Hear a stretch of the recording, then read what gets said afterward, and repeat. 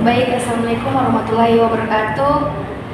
Perkenalkan, nama saya Alda, saya dari kelompok 6. Saya akan membacakan hasil materi saya, yaitu OLD Publik Administrasi.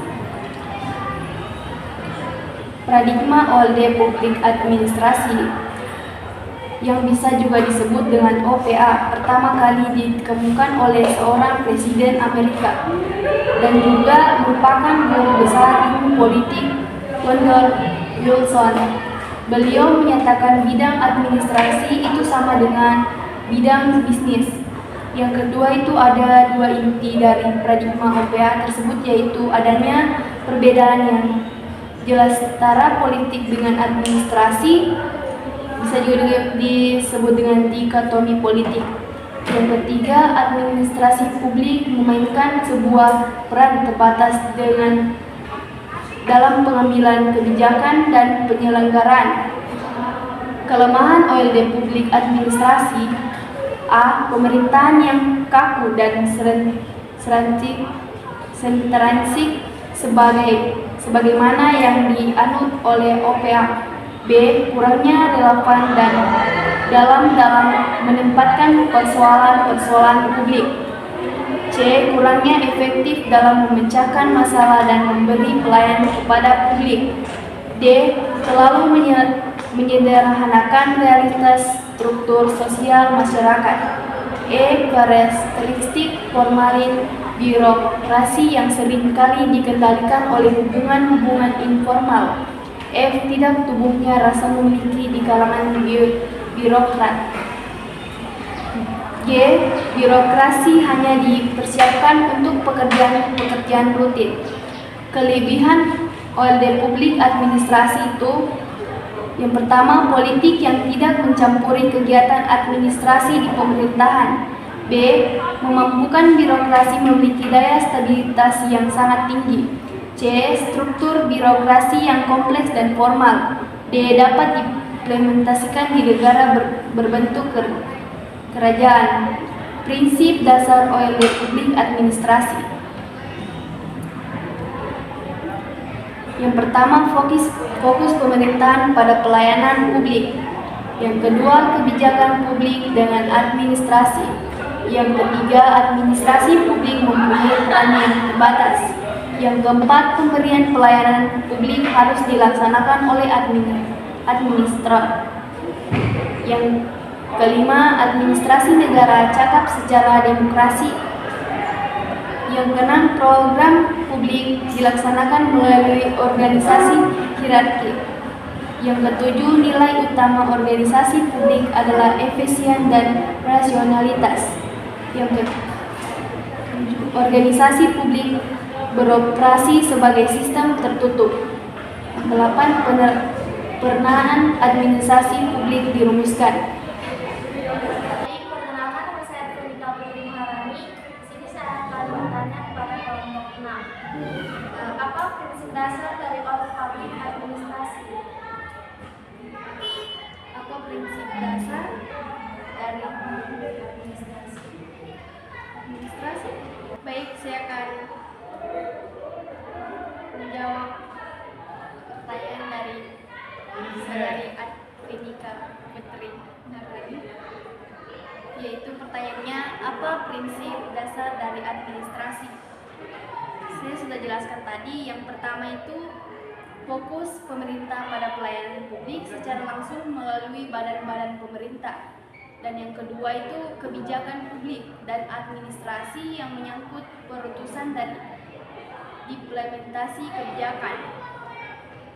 Dan yang ketiga itu program publik dilaksanakan melalui organisasi hierarki. Yang keempat itu organisasi publik beroperasi sebagai sistem tertutup sehingga terjadi peristiwa warga negara terbatas. Yang kelima, peranan administrasi publik dirumuskan. Baiklah, apakah sudah terima?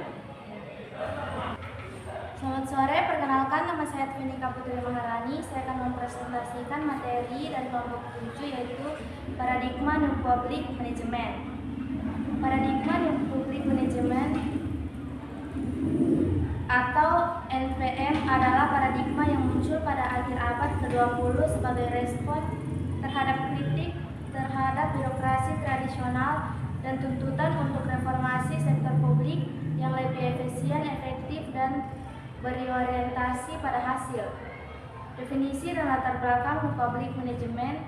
Yang pertama, definisi NPM adalah pendekatan manajemen sektor publik yang menekankan pada penggunaan praktik manajemen bisnis dan orientasi pada kinerja. Latar belakang, tuntutan untuk reformasi sektor publik yang lebih efisien, efektif, dan berorientasi pada hasil. Implementasi non public management di sektor publik. Yang pertama, privatisasi. Transfer kepemilikan dan tanggung jawab dari sektor publik ke sektor swasta. Kontraktualisasi. Penggunaan kontrak dan perjanjian untuk mengatur hubungan antara sektor publik dan swasta. Pengukuran kinerja. Penerapan sistem pengukuran kinerja berdasarkan indikator-indikator kunci. Keunggulan dan kelemahan public management. Yang pertama, keunggulan, peningkatan efisiensi, efektivitas, dan akuntabilitas sektor publik. Kelemahan, potensi konflik antara kepentingan publik dan swasta, serta perhatian yang berlebihan pada aspek ekonomi. Konsep public management pada dasarnya mengandung 7 komponen utama, yaitu manajemen profesional di sektor publik, adanya standar kinerja dan ukuran kinerja, penekanan yang lebih besar terhadap pengendalian output dan outcome, menciptakan persaingan di sektor publik, pengadopsian gaya manajemen di sektor bisnis ke dalam sektor publik, pemecahan unit-unit kerja di sektor publik, dan penekanan pada disiplin dan penghematan yang lebih besar dalam menggunakan sumber daya. Baik, itu saja materi yang dapat saya sampaikan, dan saya membuka sesi tanya jawab. Saya dari kelompok 1, saya ingin bertanya kepada Feby. Ada berapa teori dari public service? Baik, saya akan menjawab pertanyaan dari saudari Tisha. Teori dari public service itu ada 4, yaitu yang pertama, teori tentang demokrasi kewarganegaraan. Yang kedua, model komunitas dan masyarakat sipil. Yang ketiga, teori organisasi humanis dan administrasi negara baru. Yang keempat, administrasi negara postmodern. Apakah sudah jelas? Baik, itu saja materi yang saya bawakan. Saya akhiri dengan wabillahi taufiq wal hidayah. Wassalamualaikum warahmatullahi wabarakatuh. Perkenalkan, nama saya Fitriani dari kelompok 2 akan memberikan pertanyaan kepada kelompok 1, yaitu sebutkan prinsip-prinsip administrasi menurut Henry Fayol. Perkenalkan, nama saya Niktisha. Saya akan menjawab pertanyaan dari Fitriani, yaitu jawabannya pembagian pekerjaan, kewenangan, disiplin, kesatuan komando, kesatuan Arab, hierarki, tata tertib, stabilitas staf, inisiatif, semangat korupsi, kepentingan bersama di atas pribadi, gaji, dan sentralisasi. Bagaimana dengan Fitriani? Apakah jelas dengan jawabannya? Ya. Perkenalkan, nama saya Widya. Saya akan memberikan pertanyaan kepada Fitriani, yaitu apa saja teori dalam paradigma administrasi publik sebagai administrasi publik. Baik, perkenalkan, nama saya Fitriani. Saya akan menjawab pertanyaan Anda. Ada 4 teori. Yang pertama itu teori deskriptif eksplanatif. Yang kedua, teori normatif. Yang ketiga, teori asumtif. Dan yang terakhir itu teori instrumental. Bagaimana? Jelas? Baik, perkenalkan, nama saya Ismayanti. Di sini saya akan memberi pertanyaan kepada saudari Widya, yaitu jelaskan fokus dan lokus dari paradigma administrasi publik sebagai administrasi publik. Saya Widya, saya akan menjawab pertanyaan dari di sini. Fokusnya itu teori perilaku organisasi mengenai bagaimana mencapai hal tersebut dan mengelola teknis dari manajemen terakhir. Dan lokusnya itu yaitu kebijakan publik dan ilmu publik. Stephen K. Bailey menyatakan 3 poin. Yang pertama, perilaku organisasi publik, yang kedua teknik manajemen, dan yang ketiga kepentingan publik rakyat. Bagaimana pertanyaan saya, Prisma? Baik, baik, perkenalkan nama saya Alda, saya dari kelompok 6. Saya mau bertanya sama Risma, sebutkan kategori oleh publik administrasi. Baik, saya akan menjawab pertanyaan dari saudari Alda. Politik yang tidak mencampuri kegiatan administrasi di pemerintah.